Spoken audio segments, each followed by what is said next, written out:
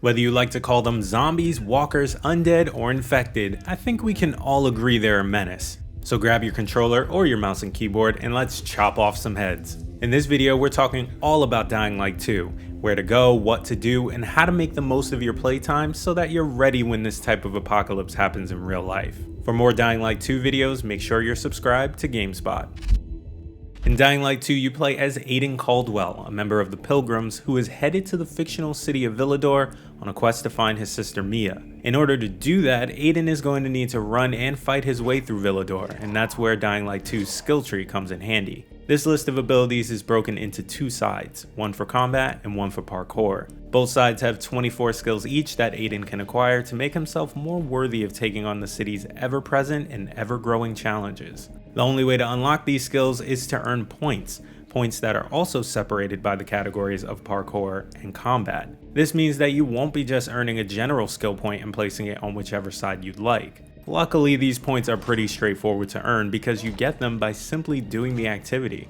Running and jumping around will earn you experience in the parkour branch and progress you towards that skill point. Similarly, fighting enemies will progress you towards a combat skill point. This XP gain is normal during the daytime, but successfully making it through the nighttime when things are more dangerous gives you a bonus in XP gain. So what skills should you invest in first? Well, the answer to that depends a little bit on how you plan on playing Dying Light 2. But let's briefly dive into each branch and talk about a few of my favorites early on. Similar to the first Dying Light, Stay Human puts a big emphasis on traversal, providing you with parkour abilities so that you can make your way through its desolate urban landscape quickly and effectively. The difference here is that the parkour gameplay has been expanded to be more natural and intuitive to learn. As mentioned earlier, there are 24 parkour skills for Aiden to acquire, the first of which is high jump. From there, I recommend grabbing active landing, because not only is taking fall damage very inconvenient for your health, but it's also very unattractive to break the flow of a good run. After that, I'd say go for firm grip. During my playthrough, I chose far jump and regretted it, because I'd often run into situations where I'd go for the big gap, come close, grab the ledge, but fail to hold on due to my lack of stamina. With firm grip, you can still recover and get up onto that ledge even if you're completely tired, saving yourself from the grip of death. The other half of this fight or flight tree is of course, fight. The first of the 24 combat skills is Vault Kick, which I rarely found a good opportunity to use, but it's required so you don't have a choice in getting it or not. From there, I recommend grabbing Perfect Dodge, which slows time for a bit and staggers your enemy when you dodge at the right time. After that, I'd say go right below it and unlock Perfect Parry, which essentially does the same thing as Perfect Dodge, but this time it's for when you block at the right moment. Both of these skills are great defensive tools to have when fighting both humans and infected, and the brief slow motion can help you get your head on straight if battles get a little too hectic. And while we're on the subject of dodging and blocking, don't forget to dodge. In the beginning of my playthrough, I was constantly forgetting about this and only blocking and parrying. Sometimes the game will remind you to dodge when facing heavy attack throwing foes, but even for the more simple baddies, don't forget to move out of the way. And once you've got some good defense going, you'll want to grab Power Attack. In Dying Light 2, humans can learn to avoid your moves if you go for the same attack too often during a fight. Power Attack allows you to switch things up while also chopping off a bigger chunk of the enemy's health. An overall good tip for figuring out what to unlock is to look at what comes next further down the tree and shape your decision on how you think you want to play. What I love most about Dying Light's skill tree is that it is less expensive than some other games with similar progression. What I mean is skills do not cost more than 1 point no matter how far down the list you go. The first row costs 1 point and so does the last row. So you don't have to save up points in order to grab a move that you've had your eye on. If you've met the requirements for that row, you can grab that skill. These requirements include your health level, which affects the combat branch, and your stamina level, which affects the parkour branch. Both of these levels are upgraded using inhibitors. Stay Human describes inhibitors as drugs that are produced by the GRE, the Global Relief Effort, Dying Light's humanitarian organization, and they enhance your body's abilities as well as your immunity to the virus. In order to reap the benefits of these devices, you'll need to find more than one. 3 inhibitors equals 1 upgrade to either your health or your stamina.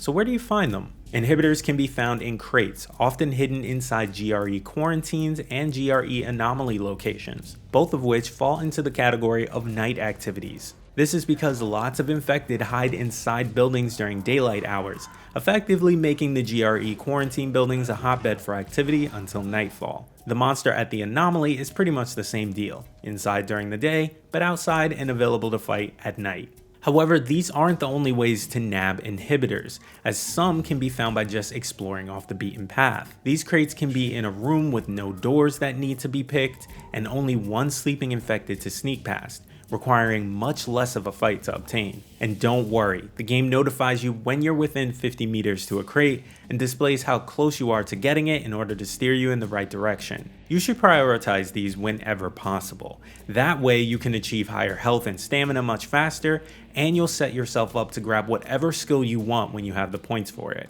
One of the fastest ways to get your Aiden skill points is to not skip Stay Human's additional content. This includes side quests, day and nighttime activities, and challenges. For example, completing something like a military job can net you 1000 experience for parkour, get you an inhibitor, and even a resource needed for upgrading mods, something we'll get into a little later. Mainlining the story quests can be great if you're on a mission to rush through the game before Elden Ring is released, but if you want to really experience some of Stay Human's awesome abilities, I'd recommend you take the time to gobble up those additional XP opportunities. But you won't get very far in any of the game's quests or activities without weapons and armor. In Stay Human, you'll mainly be swinging different types of one-handed and two-handed melee weapons. These are maces, hammers, and sticks that cause blunt damage, as well as axes and machetes that deal slashing damage. There is also a ranged category with crossbows, but those seem like they'll be harder to come by. Each weapon you find or buy has its own rarity like common, uncommon, rare, etc. And even though weapons can't be upgraded, they can be modded in 3 different areas: tip, shaft, or grip. The first 2 usually add elemental damage to your weapon, such as fire or electricity. Grip mods can do things like make your weapon heavier so it inflicts more damage. Mods can also prolong the life of some of your favorite weapons when their durability gets low. So maybe hold off on filling your newest weapon with mods. Use it for a bit, wear it down, and then give it a second life by adding some fire to the tip. When it comes to gear, Dying Light 2 has 4 different class types to choose from: Brawler, Ranger, Tank, and Medic. However, because you're not choosing a class at the start, you're not locked into any specific kind of gear. This means you can mix Brawler gloves with a pair of Tank shoes and a Ranger mask. This type of variety and setup can work well, and I'd suggest you having different armor sets at the ready for different types of quest objectives. For example, want some extra buffs in the stealth category? Slip on some Ranger gear. Want quicker health regeneration for a fight? Slip into your medic gear. Have fun with it. And similar to weapons, gear can't be upgraded. However, unlike weapons, gear has no durability and no mod slots, so what you see is what you get. Wear it or sell it. And speaking of selling things, feel free to sell off all the valuables that you have laying around in your pockets. You won't need them for anything else.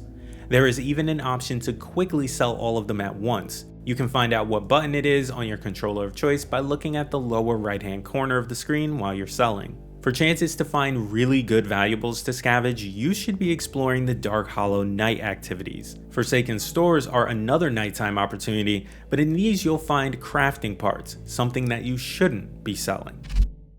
The first thing I want to say about crafting is to loot everything. If you see a bag, a trash can, or any other searchable object, you should be digging through it. In Stay Human, you'll be crafting lockpicks, medicines, various types of boosters, and more. These items are crafted from blueprints that can be further upgraded using Craftmaster resources. These resources include different types of infected trophies and military tech. One aspect of Dying Light 2 that I found painfully slow is the healing. Nothing's worse than being right at the end of the healing process, getting that final blow to the head, and dying. That being said, medicine was the first blueprint that I upgraded as soon as I had the right amount of resources, and I'd suggest you do the same. Now that we've gotten through what I consider to be the big stuff, let's talk about some additional ways to be more productive in Villedor. For starters, have a destination in mind at night. As I mentioned, the world of Dying Light 2 is more dangerous under the moonlight, and if and when you alert a howler and a chase breaks out, you're going to want to know where to go. So early on, I'd suggest unlocking as many safe zones as you can and keep the closest ones in mind when you're out and about trying to take advantage of that nighttime bonus XP. On a similar note, be mindful of the suggested character levels for the region that you're exploring. Don't get caught in a level 5 to 6 area when you're just a little level 2 Aiden. You don't have to memorize the map, but just pay attention to where you're running. And finally, don't forget to use your binoculars to uncover locations around the map a little faster. This might seem like common sense, but I also forgot they existed shortly after being introduced to the feature. So be better than me and whip out the binoculars every once in a while, especially if you're high up. And there you have it, all the information you'll need as the new kid in Villedor. According to Techland, Dying Light 2 has 500 hours worth of content, so let us know in the comments if you'd love to see more videos about the game. And in the meantime, go watch our review of Stay Human to see what Mark Delaney thought of it. Like this video if you enjoyed it or found it helpful, and stick to GameSpot for all things gaming.